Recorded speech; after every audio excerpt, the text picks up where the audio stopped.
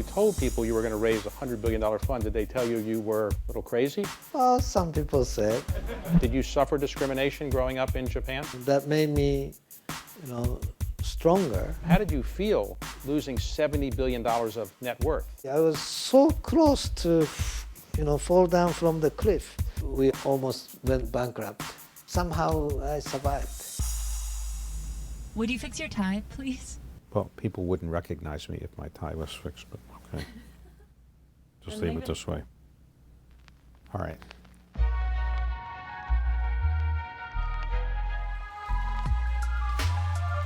I don't consider myself a journalist, and nobody else would consider myself a journalist. I began to take on the life of being an interviewer, even though I have a day job running a private equity firm. How do you define leadership? What is it that makes somebody tick? You are clearly one of the world's most successful technology investors and one of the world's most successful businessmen. Let me start by asking you about a fund that you are now raising, the Vision Fund. It's supposed to be a fund of $100 billion? Yes. Now that would be the biggest fund ever raised. So when you told people you were going to raise a $100 billion fund, did they tell you you were a little crazy? Well, some people said. You had a meeting with a man who was the Deputy Crown Prince of Saudi Arabia, who's now the Crown Prince of Saudi Arabia. And as I understand the story, you went in and in 1 hour you convinced him to invest $45 billion. No, it's not true. Okay? 45 minutes, $45 billion. Okay, sorry. Okay, I apologize. In other words, So if you had had... $1 billion per minute. What could you have said that was that persuasive to get $45 billion in one meeting? Well, actually, I said, you came to Tokyo as the first time. I wanna give you a gift. I wanna give you a Masa gift, the Tokyo gift, a $1 trillion gift. And he opened up his eyes and said, okay, now it's interesting. All right. So I woke up him and said, here is how I can give you a $1 trillion gift. You invest $100 billion to my fund, I give you $1 trillion. But what is it that you told people? What was the vision that you actually gave them? So one vision, which is singularity. Singularity is the concept that the computing power, computers' artificial intelligence surpass mankind's brains. The singularity is the concept. The word means that is the point at which a computer becomes smarter than a human brain. Yes. Today already, computer is smarter than mankind for chess or Go or weather forecast. To some expert systems, computer is already smarter.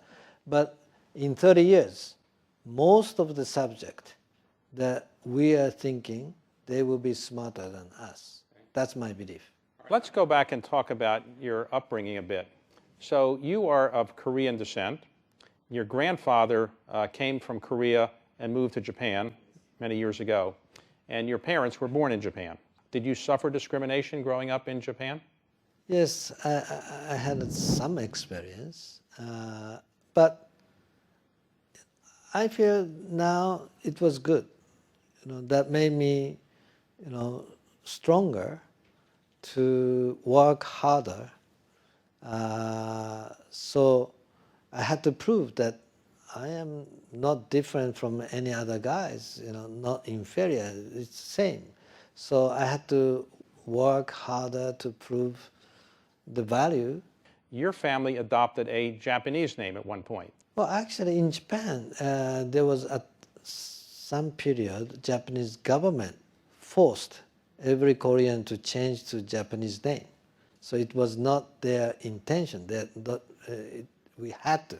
You had to change. Okay. Had to change. That made me even more harder because I was feeling that I was hiding something. Now, I was even tougher. Now, you did not grow up in Tokyo. You grew up in a relatively small town, is that right? Yes. In Japan? Yeah, in the southern part. In the southern part of Japan. So at one point it is said that you were very interested in meeting the head of McDonald's in McDonald's Japan. Why were you interested in being the head of McDonald's? Did you like McDonald's food, or you just, what was it? No, he wrote a book, and that book became the bestseller. I was so impressed and said, oh my God, this is great. And the guy who wrote about it must be great. So how old were you when you wanted to meet him? 16. 16. So you managed to get a meeting with him. I called his assistant, and long distance call. Back then it was so expensive. I made almost 100 calls, 60 calls, and say, this is my name. I'm a student, and could you ask him to share me some time? And could you ask him? And she said, oh, I will try, but he's not going to meet with a student. I said, well, don't decide by yourself. Let him decide. Okay. So I spoke with the assistant, different assistants so many times, and they don't give me the right answer. So I said, okay, this is a waste of my telephone bill. So I flew into Tokyo, and I said, I came because the phone call becoming more expensive than air ticket. So what happened? And I said, well, tell him exactly the way I say. You don't have to look at me. You don't have to talk to me. You can keep on working, whatever you are doing. I just want to see his face for 3 minutes. Okay. So I'm not bothering him. I'm so impressed and respect him. I want to see him. And if you tell him that I'm not going to bother him, time is money, he says, I'm not going to damage his life, she actually asked. And he said, okay. Actually, he spent 15 minutes with me, talking face to face. And he gave you some advice, which was to learn. Yeah, I asked him, what business should I do? Computer. That's the one. If I were you, at your age, at this time of the, don't look at the past industry. Look at the future industry. That's the one, computer industry. That's the one you should focus. If I were you, that's the one. So I said, wow, great. Okay, so he gave you that advice. So you're number one in your class, and then you go to University of California at Berkeley. Yes. But when you were there, I understand you were not being a student so much, you were doing business on the side. Well, I was a good student. But I said, 5 minutes I would allow other than study. I have to make money. I want to earn $10,000 per month, and I will allow myself, 5 minutes a day. So I asked my friends, isn't it a good job that I can earn $10,000 in 5 minutes a day? But my friend said, you're crazy, it's impossible, nothing like that. Do you want to sell drug? So I said, no, I don't want to do that. So I said, okay, what is the best, most efficient use of my time? It's invention. It's invention, and I have to file a patent. If I get the patent, 5 minutes, if I focus, I can come some idea. I can make some idea. So I set alarm clock 5 o'clock, 5 minutes. And tick. In 5 minutes, I said, come, invention, come, come, right? So I did that. And it worked. It worked. You invented a machine that helped people translate languages? Yeah, that one was the electronic dictionary. The first electronic dictionary, many students use the electronic dictionary. The first one ever made was by myself. First electric dictionary. Yes. And you sold it to Sharp? To Sharp. And you made a lot of money. Yeah, $1.7 million. So what did you do with $1.7 million then? Well, I used to start SoftBank. Okay, so did you move back? I did one more project. I made another 1.5 million. So I made 3.2 million in 18 months.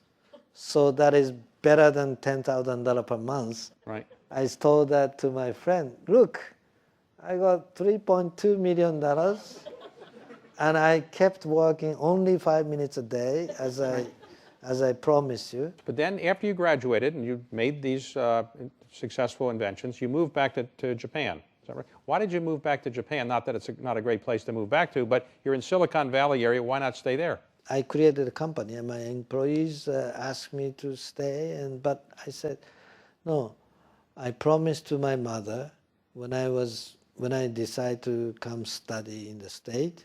She was crying in the airport, and I said, no, don't cry, Mom. After I graduate from the school, I come back. I promise. She said, no, you don't come back. This is the forever, farewell. No, I promise you. Don't worry. I promise you. So I kept my word. Recently, you did the biggest investment you've ever made in a company called ARM. They have 99% market share for any smartphone that you have in your pocket. I think the company is going to be more valuable than Google.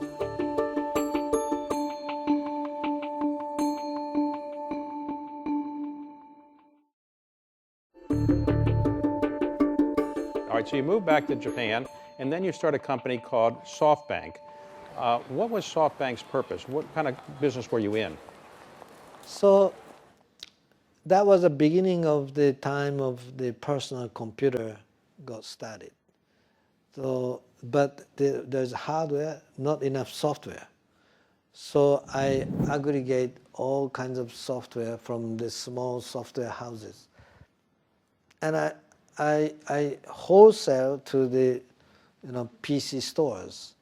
So it's like a bank, the software's bank. It's not the money bank. The software wholesaling, storing in my warehouse. So it's like a concept. So it was very successful. SoftBank stock is going up. And then you decide at some point to start investing. One of the investments you made is considered by many people to be the most successful investment in the history of mankind. You invested roughly $20 million in Alibaba. And at the time it went public, it was worth roughly $90 billion. So 20 million to 90 billion is a return of about 4,500%. Now, Jack Ma is a very distinguished individual now one of the most successful entrepreneurs in the world. What is it that made you feel this was worth putting in $20 million? Well, he had no business plan and zero revenue. Employees, maybe 35, 40 employees. But his eyes was very strong eyes, strong, shining eyes. I could tell from the way he talked, the way he looked at, he has a charisma, he has a leadership. So his business model was wrong. It's the way he talked, the way he can bring young Chinese people following him. Before Yahoo was so famous, you made an early investment in it, which was spectacularly successful. How did you hear of Yahoo? Yeah, Yahoo US was still private, 15 employees, and I convinced Jerry Yang to take $100 million of our investment. So at the time we negotiated, we agreed they grew from 15 to 35 people, 35 people.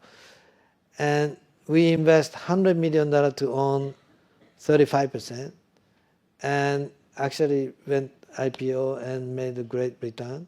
And at the same time, I convinced him to start joint venture, board of Yahoo Japan, where we put $1.2 million, they put $0.8 million, $2 million startup capital. We own 60%. Now, let's talk about one big mistake you made overall.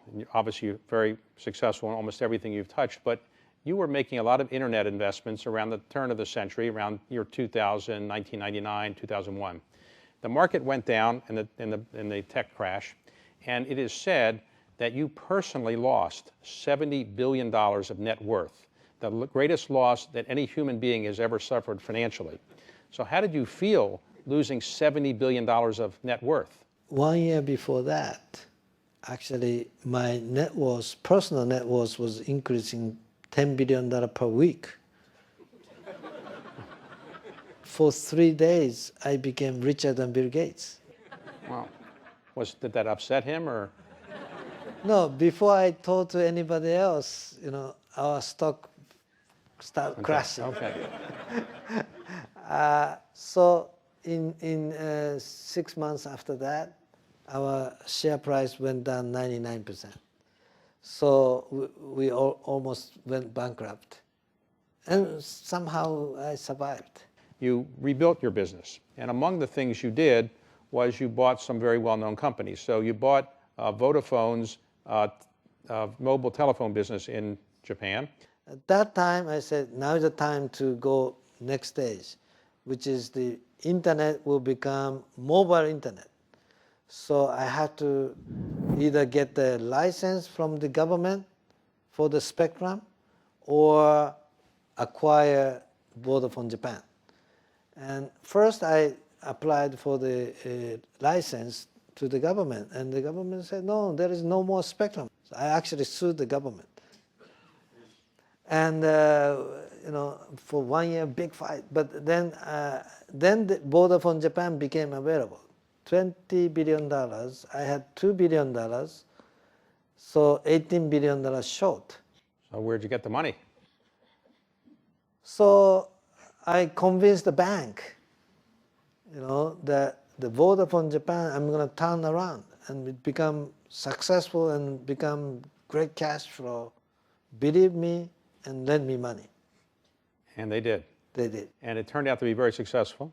And recently, you did the biggest investment you've ever made in a company called ARM, ARM, which is a semiconductor manufacturer based in London. Why did you spend $31 billion buying a semiconductor manufacturer when many people think that that's not the future? It's actually $34 billion. 34. Yeah.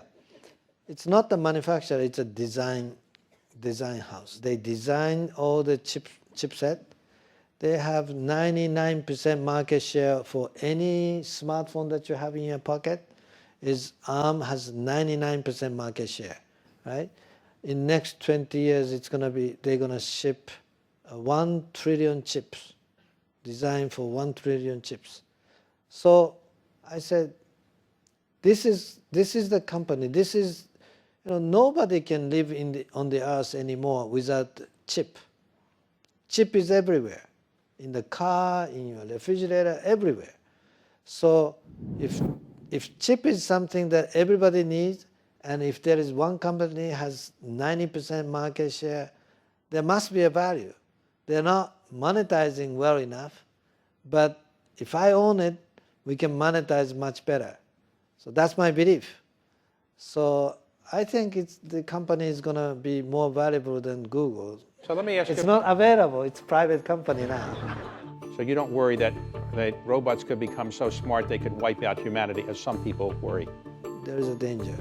But when the robot super intelligence go beyond mankind's intelligence, and they say, well, fighting is the not efficient way of living, the harmony is better.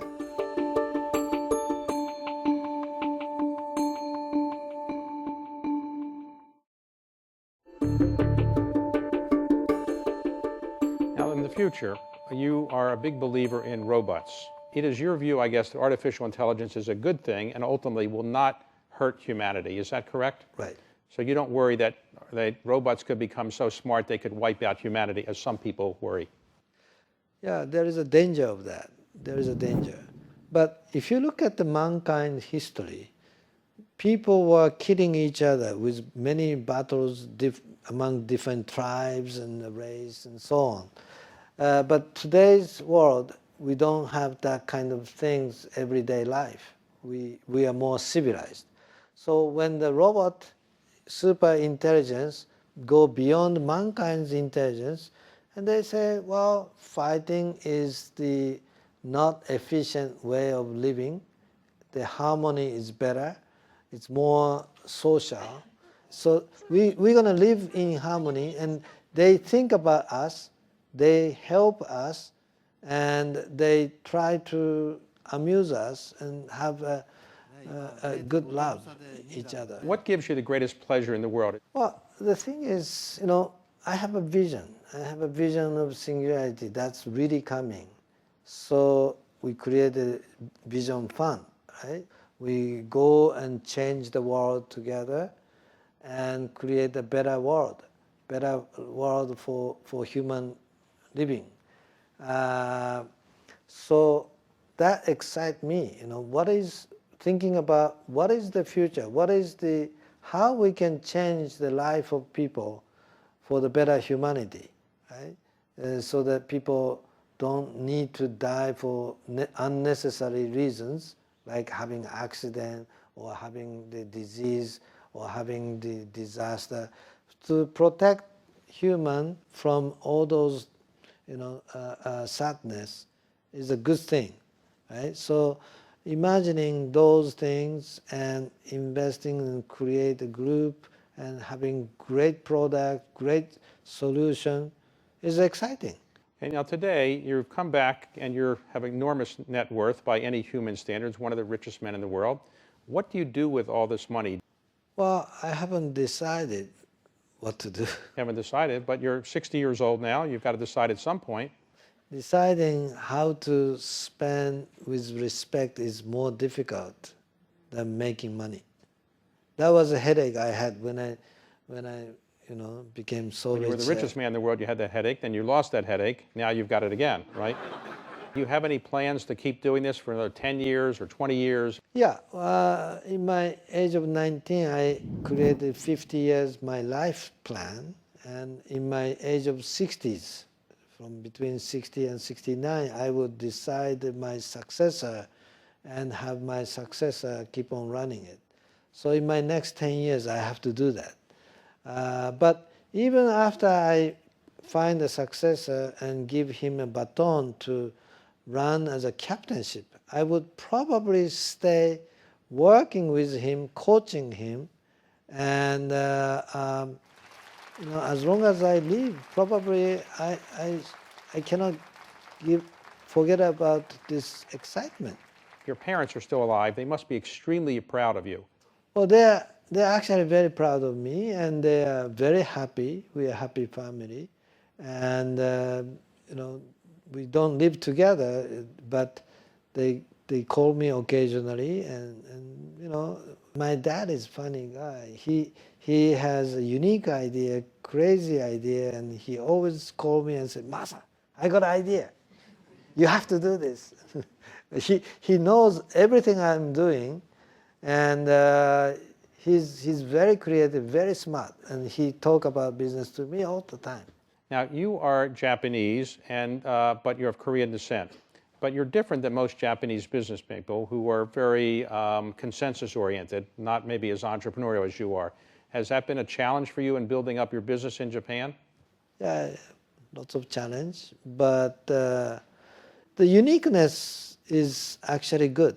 If the pack of other people are this way, I am unique, I have more opportunity. So the difficulty turn, if you flip over, become the advantage. So final question, if you could live your life over, an extraordinary story, is there anything you would do differently than you've done? I may, but this is the life I'm enjoying so much that I would love to do it again. I was so lucky. I was so close to, fall down from the cliff. So I don't know how I can do it twice. Wow. But this is definitely an exciting life. I'm having fun.